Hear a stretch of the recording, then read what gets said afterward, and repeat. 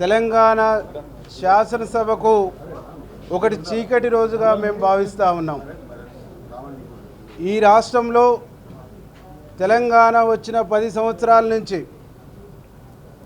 ఎస్సీలకు జరుగుతున్నటువంటి అన్యాయం ఒక భాగమైతే ఈరోజు ఒక దళిత స్పీకర్ పైన అవమానకరంగా అవహేళన చేస్తూ కాగితాలు తన ముఖం పైన విసిరేస్తూ తన మీదకి దూసుకుపోయినటువంటి అగ్రకుల దురహంకారాన్ని ఈరోజు మేము తీవ్రంగా ఖండిస్తూ ఉన్నాం.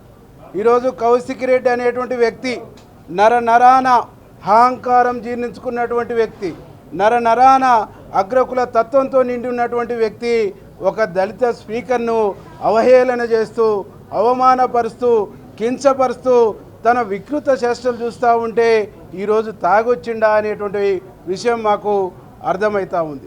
ఎందుకంటే దాదాపుగా ఈ పీరియడ్ అంతా సంవత్సర కాలంగా చూస్తూ ఉన్నాం. కౌశిక్ రెడ్డి వ్యవహార శైలి మొత్తం యావత్ తెలంగాణ సమాజం మొత్తం చూస్తూ ఉంది. గౌరవ ముఖ్యమంత్రి పైన, గౌరవ మంత్రుల పైన, మా ప్రభుత్వం పైన, ముఖ్యంగా దళిత వర్గాల పైన తను చేస్తున్నటువంటి అహంకారపూరితమైన దుర్మార్గపూరితమైన ఆరోపణలు కానీ, దుర్మార్గపూరితమైన వికృత కోతి చేష్టలు కానీ ఈరోజు తెలంగాణ సమాజం గమనిస్తూ ఉంది. ఈరోజు మేము అడుగుతున్నాం బీఆర్ఎస్ నాయకుల్ని, రూల్స్ మీరే ఫ్రేమ్ చేసిర్రు, ప్లే కార్డ్స్ తీసుకురావద్దన్నారు, వెల్లోకి రావద్దన్నారు, లొల్లి చేయొద్దని చెప్పారు.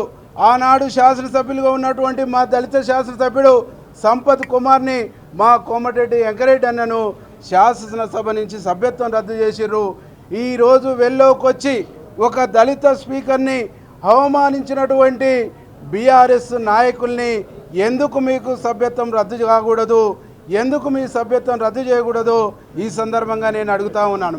బీఆర్ఎస్ నాయకుల యొక్క ఆలోచన విధానం ఎట్లుందంటే మిస్కమ్యూనికేషన్, తెలంగాణ సమాజానికి తెలంగాణ ప్రజలకు ఒక తప్పుడు సమాచారాన్ని పదే పదే పంపించి వాళ్ళు చేసినటువంటి నేరాల్ని, వాళ్ళు చేసినటువంటి తప్పుల్ని, వాళ్ళు చేసినటువంటి దుర్మార్గాల్ని కప్పిపుచ్చుకునేటువంటి ప్రయత్నం చేస్తుందని చెప్పేసి ఈ సందర్భంగా నేను తెలియజేస్తా ఉన్నా.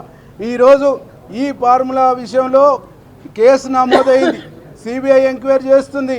ఒక ఎంక్వైరీలో ఉన్నటువంటి కేసును శాసనసభలో చర్చించకూడదనేటువంటి కనీస ఇంకిత జ్ఞానం కూడా లేకుండా వాళ్ళు ప్రవర్తిస్తున్న తీరు చూస్తుంటే వాళ్ళ ప్రయత్నం అంతా కేసు కోసం కాదు, ధరణి పేరుతోని, ధరణి రూపకంగా ఈ రాష్ట్రంలో లక్షలాది ఎకరాల భూముల్ని ఒకటే సామాజిక వర్గం కొల్లగొట్టింది, ఒకటే సామాజిక వర్గం ఆధీనంలో ఉంది, అది బయటపడుతుంది, అది చర్చ జరుగుద్ది అనేటువంటి ఉద్దేశంతోనే, ఆ చర్చ జరగొద్దనేటువంటి ఉద్దేశంతోనే ఈ చర్యకు పాల్పడ్డారనేటువంటి విషయాన్ని ఈ సందర్భంగా నేను తెలియజేస్తా ఉన్నాం. తెలంగాణ సాయుధ పోరాటం నడిచినటువంటి కాలంలో 10 లక్షల ఎకరాల భూముల్ని ఎస్సీలు, ఎస్టీలు, బీసీలు వాళ్ళ ఆధీనంలో ఆ ఉద్యమ కాలంలో పొందినటువంటి విషయాన్ని ఈ సందర్భంగా నేను గుర్తు చేస్తా ఉన్నా. ఆ తర్వాత జరిగినటువంటి నక్సలేట్ల ఉద్యమ కాలంలో కూడా దొరల భూములన్నిటి కూడా ప్రజల ఆధీనంలోకి వచ్చినాయి. కబ్జాదారు కాస్తు కాలంలో ఆ భూములు స్పష్టంగా ఉన్నాయి. ధరణి వచ్చిన తర్వాత రెవెన్యూ రికార్డుల నవీకరణ 2017లో స్టార్ట్ అయిన తర్వాత ఆ కబ్జా కాలం, కాస్తు కాలం తొలగించి ఆ భూముల్ని మొత్తం కూడా తిరిగి వాళ్ళు పొందిండ్రు, ఆ భూములు మొత్తం కూడా తిరిగి వాళ్ళ హక్కుల్ని పొందిర్రు. ఆ హక్కులు పొందినటువంటి తప్పుడు ధోరణులు ఈరోజు ఈ చట్టసభల్లో బయటపడతాయనే ఉద్దేశంతో డ్రామా ఆడుతుండ్రు, బయటకు వస్తాయి అనేటువంటి ఉద్దేశంతోనే ఈ డ్రామా నడుపుతుండ్రు అనేటువంటి విషయాన్ని ఈ సందర్భంగా నేను గుర్తు చేస్తా ఉన్నా. ఈరోజు తెలంగాణ సమాజానికి మేము ఒకటే చెప్తా ఉన్నాం, ధరణి అనేటువంటిది 2017 నుంచి 2020 వరకు పార్ట్ బి ఫామ్ 1 బి ఫామ్లో పార్ట్ 1 పార్ట్ బి కింద చేర్చినటువంటి వాళ్ళు 1బిలో ఈ అన్నిటిని కూడా 20 లక్షల ఎకరాలు పార్ట్ బిలో చేర్చి అవన్నిటిని కూడా మాయ చేసి మోసం చేసి వీళ్ళు కాజేసిర్రు, వీళ్ళు దోసుకున్నారు.